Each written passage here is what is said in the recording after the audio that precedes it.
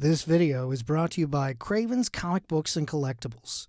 Check out their weekly live show, auction, and sale at facebook.com/Craven's Comics every Sunday night at 9 p.m. Eastern. And you can check out their inventory at cravenscomics.com.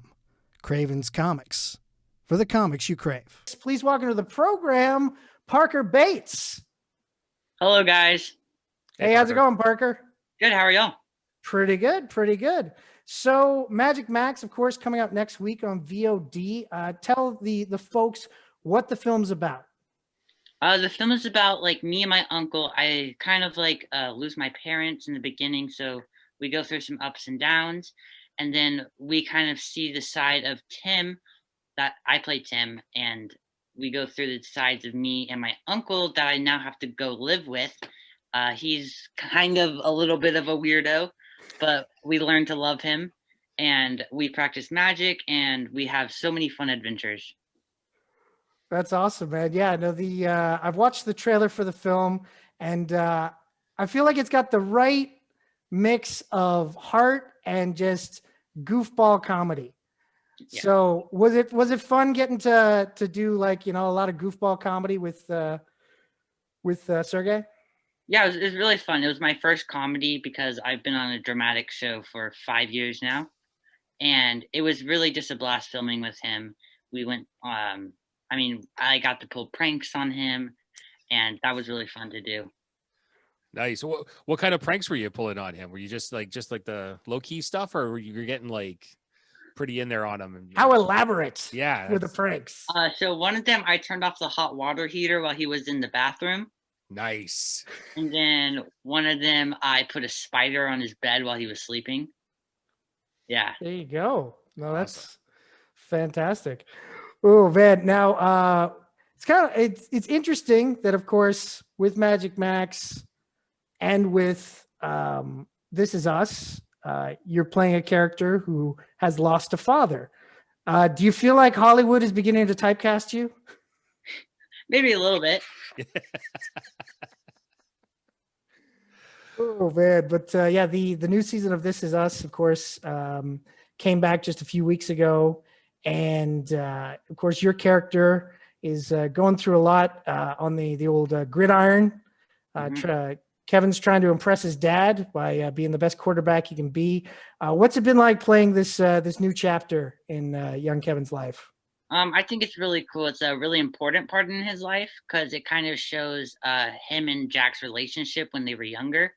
And I guess it kind of shows why Kevin likes football so much and why he was so close to his dad. Nice. When you on a show like that, there must be when you first got it, did you understand everything that was going on? What kind of a show it was going to be? How up and down, it is very dramatic. I know there's some lighter moments, but it is a very dramatic show. What was it like coming onto that as such a young actor? I mean, it was my first show that I ever did. I was probably 8, I think. It's been a while. But I did get a lot of pointers from Mandy and Milo, and they helped us through it a lot. And the director was super welcoming. The producers were always there. So everyone's cheering us on. The content of the scripts were kind of a lot, I guess. Right. But I just, I guess me and my mom kind of talked about it and stuff. So I was really comfortable with it by the time that we filmed it. Right. Very cool. I like the nonchalantness of I was 8 years old. It was a long time ago. When you're on a successful show, you can say stuff like that. That's very cool. Now, one thing I've heard is that when it comes to the directors who work on the episodes, your favorite director to work with is Ken Olin, and that you really like him because he makes you feel like you guys are on equal playing field. He doesn't treat you like a kid. So what is some of the best direction you've gotten from Ken? Oh, I don't know. So he always encourages us to just keep trying, I guess. He just loves it whenever we're just being real, and he likes it when we improv. So he kind of just tells us to be natural with it. So I would say that's a pretty good description. He just lets us kind of do our thing, and he doesn't really care if we mess up. He'll just keep going. So, Very so cool. you know, with this experience, being on such a hit show, and now that the movie, you know, when you look at it forward, you know, in your possible career, you know, are you still like you want to be an actor for the rest of your life, or are you thinking like maybe you want to get into writing and directing, like some of the other aspects of it, or are you just going to stay with the acting for right now? Yeah, I say for right now, I'm kind of gonna stay with my acting. Right. I think more towards college, I'll probably like do some more directing things, like produce maybe. I'm actually producing one of the movies coming up that I'm filming in. Nice. But when I am older and I'm going to college, I probably want to go to a film college so I can learn about like all the production stuff and the film making and all the cameras and just cool stuff like that. Very cool. Now, this is of course, this season is your first season working in the time of COVID. And I saw some of the photos you put up on your Instagram, how you guys, when you guys are not on set in the waiting area, you guys are sitting in like almost like these wooden frame plastic bubbles to Yeah, make sure everybody's safe. yeah, they kind of look like a hockey penalty box. So what has the experience been like? Like, so I'm guessing that the protocols are very strict and you guys are being kept very safely. Has it changed the dynamic on how to perform for you? Not really. I mean, it is a little bit different. It took me a little bit to get used to it. I know we test every other day, so there's a lot of testing going on. And then on set, in between takes, we have to wear our masks, and even through rehearsals, we wear our masks. The only time we don't is when we're rolling and we take them off and we put them back on. So it took us a little bit to get used to that and kind of just constant reminders in our head, washing our hands. The PAs will always come by with hand sanitizer, and everyone stays on top of it. And it's really great because everyone's trying to keep everyone safe, and we really appreciate it. No, that's cool. I got to imagine, like you were saying, like how much different this was compared to the first few years you were on the show, like where you know, it just was like a normal day, Mhm. you know, pre-COVID, and now with all these extra measures. Um, when you look at that, do you think that the industry will ever be able to get away from these measures as you go forward, right? Because like you're seeing it every day, right? We see what it's like in the regular public, but I'm just curious about it from what you think, being in that situation. Do you think that this will actually impact filming as it goes forward, even after COVID's over? Like, do you Mhm. think some of these protocols might just stick around, like the hand washing and the more, you know, like those types of things? Yeah, I mean, we talk about it actually a lot on set, and like we kind of talk about what's going to go on. A lot of people say that they're still going to be wearing masks just because, like, sometimes, like, especially like the makeup people, they'll like be up in your face, and I guess it just keeps them safe. So Hmm. they kind of just got used to it. I know everyone will keep washing their hands because this probably turned us all into germaphobes. Yeah, Yeah. definitely. Mhm. Oh my God. But yeah, so when you're watching an episode of This Is Us and you get to see the stuff, you know, in the future versions of you, do you ever watch like Justin Hartley and go, you know, I don't think I would have done that if I was his age? Do you ever like critique his version of Kevin? Yeah, I think I do sometimes. I don't really think I catch it, but I guess I do. Have you ever shared that with them? No, Yeah, no. you show up to set, you start giving him notes. Yeah. Yeah, be like, you did this wrong in last night's episode. Probably need to fix that. Yeah, I don't think I would say that to him. Do you ever actually talk to him like about what you guys are doing? We did talk a little bit. We haven't seen each other in a while just because of COVID, and Of we course. don't really get on that side of the set. But whenever we do talk, we talk about like just different things, and it's just really weird to see how alike we are. Like Right. we're both super laid back. We just like look exactly like each other. I think the casting directors did a great job with that. Nice. Well, definitely, definitely. Now, you mentioned earlier about upcoming projects, and I know you have a project upcoming called Partners, Mhm. and I know you can't really get too much into it, but you get to be a cowboy in this film. Kind of. Okay, so me and my brother, we're actually gonna do this film together as fraternal twins. And so me, my brother, and my dad, we're like obsessed with like cowboys and like Western films. So we go to this place we're going to film in Tucson, Arizona. And basically it's like a cowboy camp. And I need to read the script again because it's kind of been a while. But we go through like all these cool stunts and we get to ride horses and like there's like these bad guys and there's like a lot of cool stuff going on. Awesome. Do you ride horses now? Like, have you ridden before, or is it something you have to learn for the role? I grew up in Texas. So Right.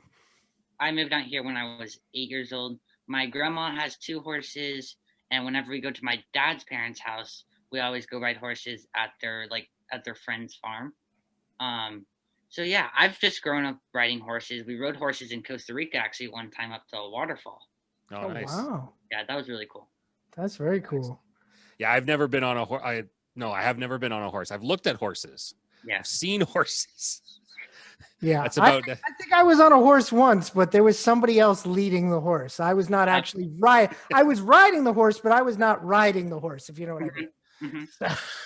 So yeah, so like at your age, you're already well ahead of us in multiple areas now. He's on a hit show. He's been well ahead of I us know for a while. that's what I'm saying. But also like on horses, he's ahead of us on horses. Oh my God. No, that's definitely, that sounds like that's going to be a lot of fun, that movie. Now, Super excited. I heard that your favorite show is The Flash. Mm-hmm. So if you had the opportunity to replace any actor and get to play the role on The Flash, who would it be? Grant Gustin. Of course. I think he needs to go. They just need to hire me, put me in the suit. I just become the Flash. That would be perfect. Friggin' youth to the part there. Yeah, Gustin's getting a bit old. You got to keep this franchise going. So, Yeah, you use some there's be bring in a supervillain that has magic powers or something like that, and just de-ages them, and then Parker takes over. Boom. there we go. For the rest of the show. Yeah, That sounds like a good idea. I like the contact WB. goals. I like the goals here. Parker, I gotta hats off to you. Yeah, it's that's ambition. I like that ambition. Yeah. Thanks for the idea. Yeah, You always have you got the big dreams going. That's a good thing. That's a good I don't know if Grant would appreciate it right now, but Nah, he'll be fine with it. Yeah. Hopefully. Oh, good. Yeah, hopefully. Now, outside of on-camera acting, you've also had experience in voice acting. I know you did some stuff for the Tangled animated series in 2017 and 2020.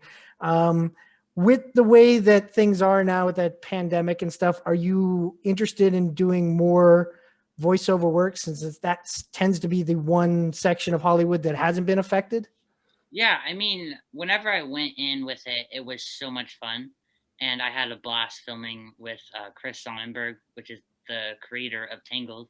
And we just had a blast. And we've had so many auditions for voiceovers. And it's just really cool just to be able to read it and put my voice into the character. Very cool. cool.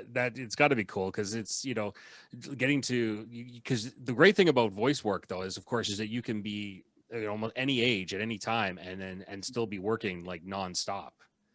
Yeah, it's a great field. Did you are there any voiceover actors that you're a fan of, or you just like the call just to do the job?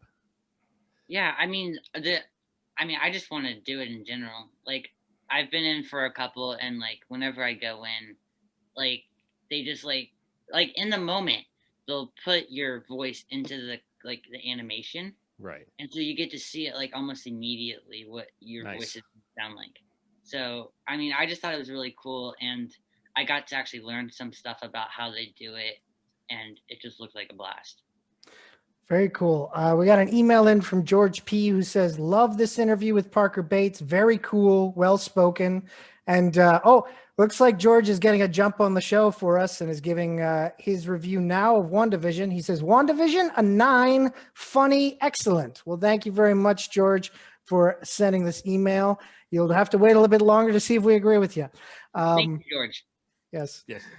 No, definitely. So, when it comes to, time right now, though, when you're not on set for This Is Us or any other project, what is, the pandemic life been like for you for both, home life and school? It's been pretty interesting. I mean, I used to play soccer like every other day. So I think I really miss soccer because, I mean, it just kept me active and kept me going. So I've been finding ways to keep myself active. We've been going to the golf course a lot. I've been riding my bike and kayaking. So I feel like a lot of this is just trying to stay busy. Yeah, I think that's good advice for most of us. Instead of just sitting at home, on the couch and having a next snack, which is what I do. We all do it. I'm glad you called yourself out, Mr. Green, because I was going to call you out if you hadn't. So. Well, of course. This is why Parker is well ahead of me, and, One of many reasons why Parker is well ahead of you. Yes. Hits show, rides horses, is active, does all the good stuff. Definitely. We got another email in from Janice B, who says, "Hello all. Like WandaVision, I would give it a 7 or an 8. Parker Bates, nice job."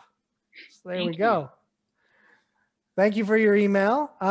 So just finishing up here with Magic Max, which of course coming to VOD next week. Did you get to learn any magic tricks? I learned a couple card tricks. I know a few. I knew a few already, so I got to kind of show what I knew with magic. So that was pretty cool. I learned like some little insights to some magic tricks that I probably can't spoil, but yeah, you don't want to ruin the magic. The magic. No, you don't. You can't ruin the magic. No. Oh, definitely. No, my God, no, definitely not. Well, Parker, it has been great talking with you here tonight, man. We look forward to people getting to check out Magic Max and look forward to seeing what happens with young Kevin's football career on upcoming episodes, man. Thank you so much for joining us, man. Yeah, of course. Thank you for having me. Have yourself a great night. Thanks, Parker.